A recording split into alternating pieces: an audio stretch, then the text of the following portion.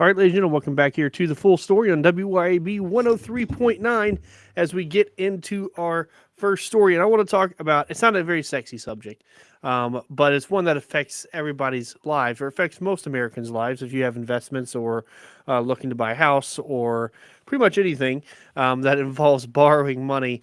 And that is the federal interest rates. Now, of course, over the last few years, because of rampant inflation, they had to significantly raise those interest rates, which caused people who were getting new mortgages and things like that, car rates, all that tied to it, to significantly raise because of that inflation. And I've talked previously about our fiscal policy for so long was keeping the interest rate at almost a near 0%, which was a boon to the economy, and it allowed people to get the very, very low interest rates on their housing loans. And then I always wondered, they tell you in economics class that doesn't go on forever. And I always wondered, well, if it's doing the economy so well, how long can we go with this, right? Why not go on forever? And then we found out that thing is that term is called inflation. That's what's gonna stop you from doing it. Um, and so over the last couple of target rates, they've been dropping a little bit since September of 2024, which was pretty much it got to its height in July of 2023 at 5.375%, and it kind of stood at that same 5.375% all the way until September of 2024. And then, of course, the election was coming, so that's when you started seeing that benchmark going down, and it's down to 4.5% from a high of 5.375%. And now the Federal Reserve has said that they are going to hold the line on the federal funds. However, they still see that there's going to be at least two more drops of that interest rate by the end of the year. So again, it is they're going to keep its key borrowing rate at a range between 4.25% and 4.5%, which again is pretty much holding steady, which has been that way since December.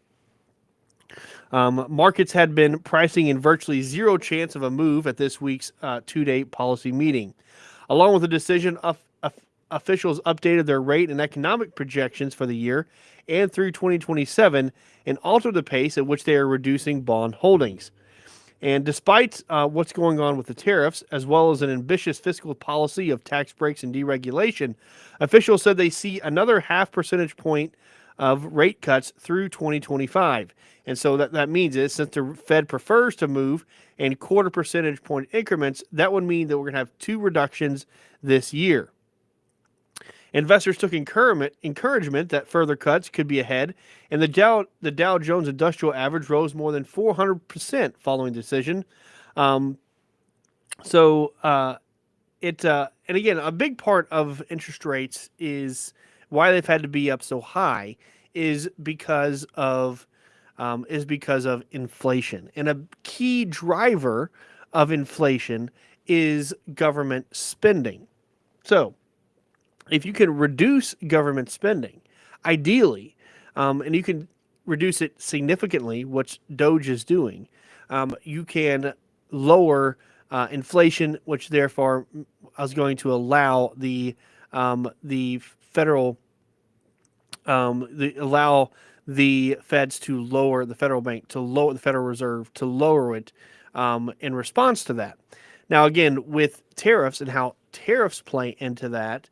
Tariffs will rise the cost of goods, but it's not necessarily inflation. It is related to the tariff itself, and again, the impact of that we have yet to see.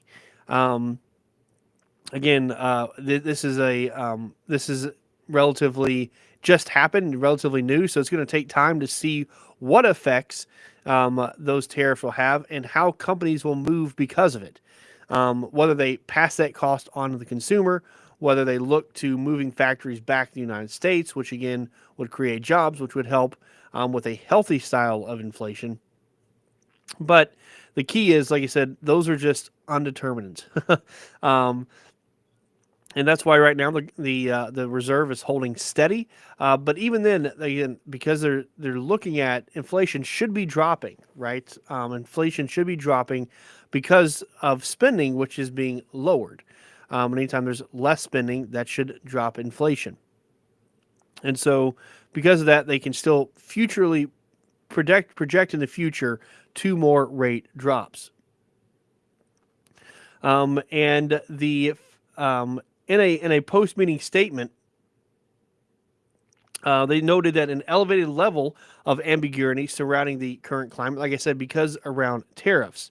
They said uncertainty around the economic outlook has increased, and the committee is attentive to the risk both sides of its dual mandate. That dual mandate is the twin goals of maintaining full employment and low prices. And again, tariffs is very interesting, right? Because tariffs goes to one of those to the detriment of another. Tariffs inherently rise prices, and they're going to rise prices because of the tariffs, those taxes on goods. But the point of tariffs is to increase employment, increase domestic employment. So again, it's interesting to see how they're going to try to balance those two things. So at the news conference, Jerome Powell, who's the head of the Federal Reserve, noted that there had been a moderation in consumer spending, and it anticipates that tariffs could put upward pressure on prices, obviously. These trends may have contributed to the committee's more cautious economic outlook. The group downgraded its collective outlook for economic growth and gave a bump higher to its inflation projection. Officials now see the economy accelerating at 1.7% this year, which is down 0.4 percentage point from the last projection in December. On inflation, core prices are expected to grow at a 2.8% annual pace, which is up 0.3 percentage point from the previous estimate. Now, they say that's on inflation, but like I said, it's not really inflation, it's on tariffs. And so again, it's not that more money is being spent because of not economic pressure, because of tariff pressure. And according to the dot plot of officials' rate expectation, the view is turning somewhat more hawkish on rates from December.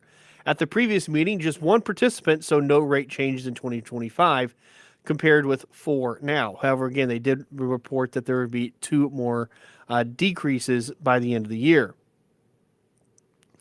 And so what they're doing now is looking at scaling back quantitative tightening.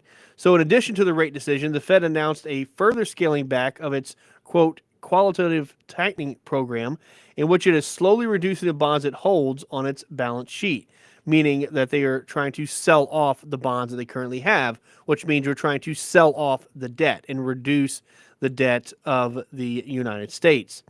And so the central bank will now allow just $5 billion in maturing proceeds from treasuries to roll off each month, down from $25 billion. That's quite a bit of difference.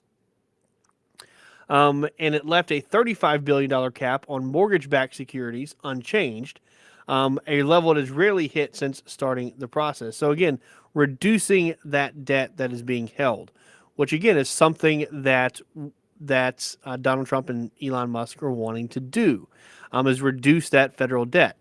And like I said, to do that, we got to reduce spending, and especially as Trump's tax cuts that he wants to put in, some of that agenda with the tax cuts he's going to put in, losing that revenue is okay as long as we're reducing that spending. And as I said before, the spending has to go before the tax cuts, and that's exactly what they are doing.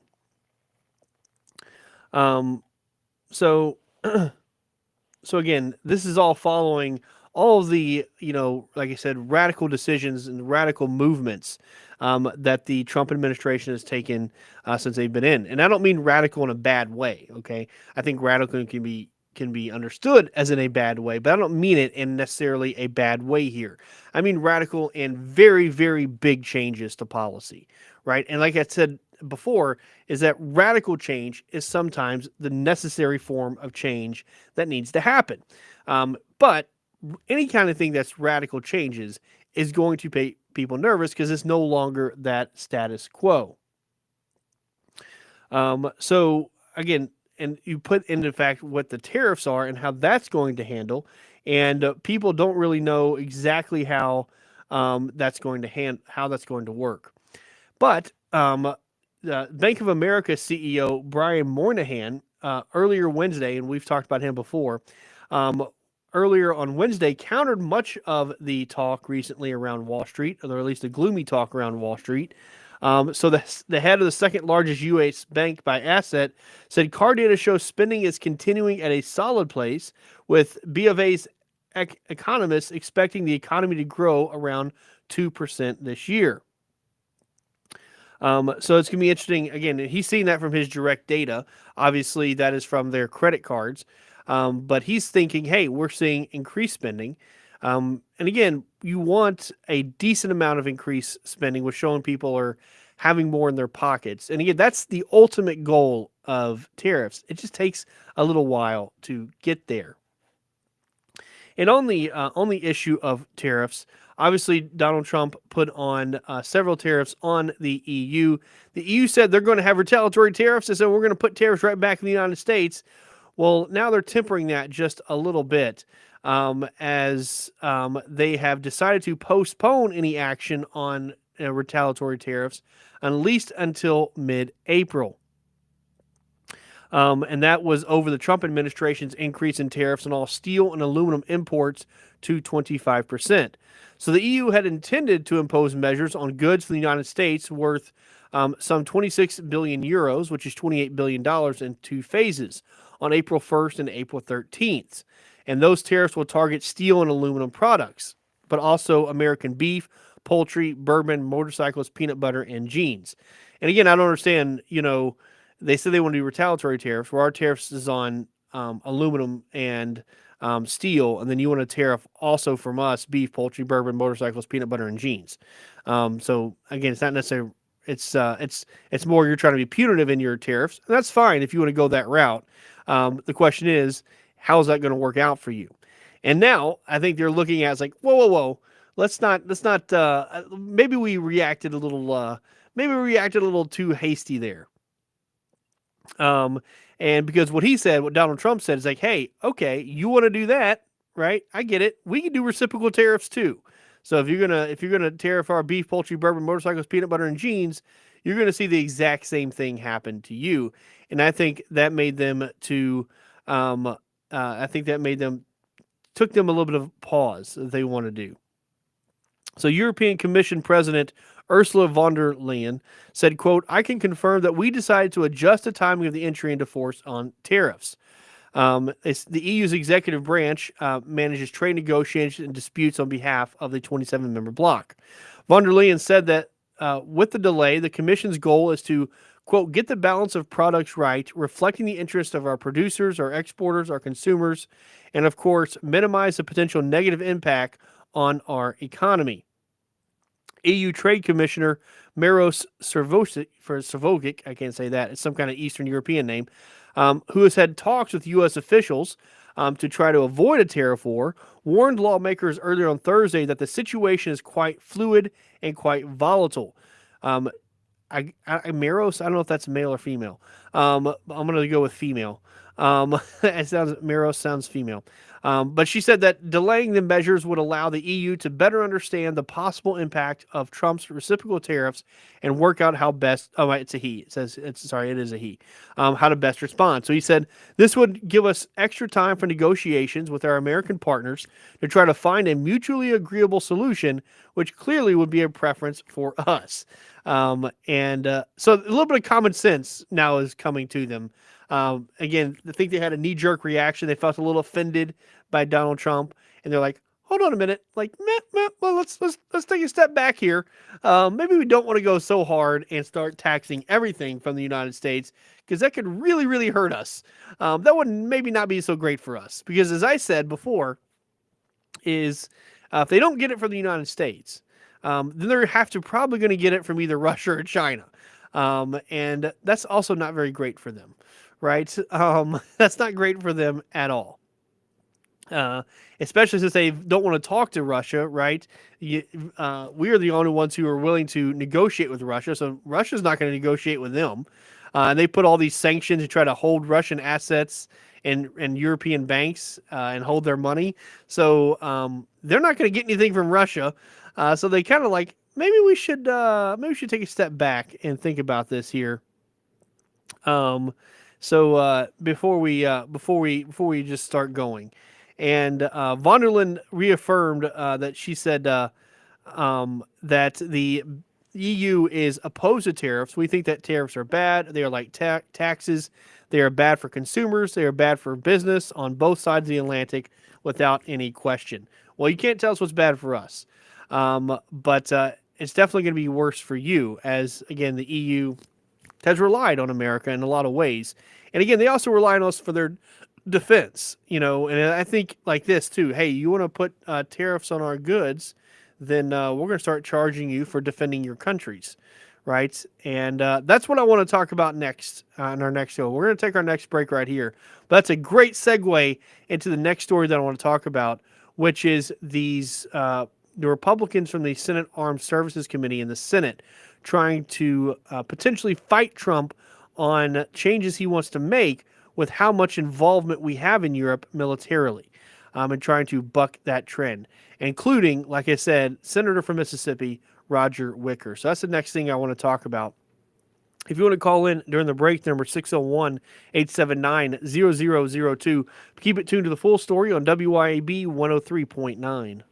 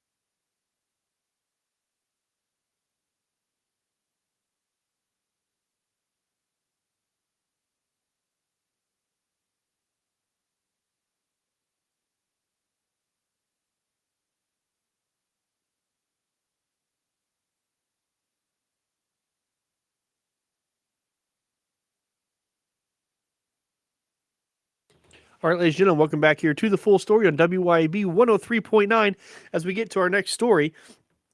So one of the promises, again, that Donald Trump has made is for the United States to start getting out of this global police force that we have become, using our men and women to essentially defend other countries while they grow economically because they don't have to spend money or do anything for their own defense, as they can just rely on America to defend their countries for them. And Donald Trump has said, hey, that's something we're not for anymore, and to also relook at what we're doing with NATO. Now, there's been no official announcement by the Trump administration or Pete Hegseth, the DoD, about what those changes could be. But an NBC News article has come out citing DoD officials who, of course, speak on the condition of anonymity, talking about how the Department of Defense is looking at potentially combining combatant commands, especially those in Europe. So essentially combining Europe and Africa into one combatant command, as well as North and South America into one combatant command, but also looking at possibly moving away from NATO leadership and essentially saying, hey, NATO should be European-driven, not necessarily American-driven, as we can start pulling out more of that agreement. Just because, again, we're not getting anything out of it. All the European countries, it's great for them. They spend very little on their defense. We spend all of it for them, and we put in bases over there. Meanwhile, they get to just focus on their economy while we defend their country for them. Again, those aren't. That's not. Again, nothing has been official, but again, according to this article, is the Pentagon is undertaking a significant restructuring of these combatant commands and headquarters. And one of the plans under consideration, according to these two defense officials, would involve the U.S. giving up the role of NATO's Supreme Allied Commander Europe, known within military parlance as SACEUR. The general now in this role, who also serves as the head of U.S. European Command, has been the primary commander overseeing support to Ukraine and its war against Russia. It is not clear how long such reorganization could take, and it could be modified by the time it is complete. Again, this is stuff that's not been officially announced. Like I said, giving up that role would be at least a major symbolic shift in the balance of power in NATO. And again, saying that, hey, United States is saying we're going to take we're going to take more of a back seat to this thing and let the European powers handle it, which I think is not a bad idea, right? It is their continent, not ours, right? They should be. I mean, they should be the ones that they're taking lead into that, not us, right? Well, your senator from Mississippi, Roger Wicker, doesn't seem to think so. As Roger Wicker and Alabama Representative Mike Rogers, who are the two chairmen. One, Rogers is the chairman in the House. Wicker is the chairman in the Senate of the Armed Forces Committee. They have put out a joint statement where they are essentially combating that idea from the Trump administration. So they said in that joint statement, U.S. combatant commands are the tip of the American warfighting spear. Therefore, we are very concerned about reports that claim DoD is considering unilateral changes on major strategic issues, including significant reductions to U.S. forces stationed abroad, absent coordination with the White House and Congress. We will not accept, and this is coming from Republicans, including Roger Wicker, your senator, quote, we will not accept significant changes to our warfighting structure that are made without a rigorous interagency process, coordination with combatant commanders and joint staff, and collaboration with Congress.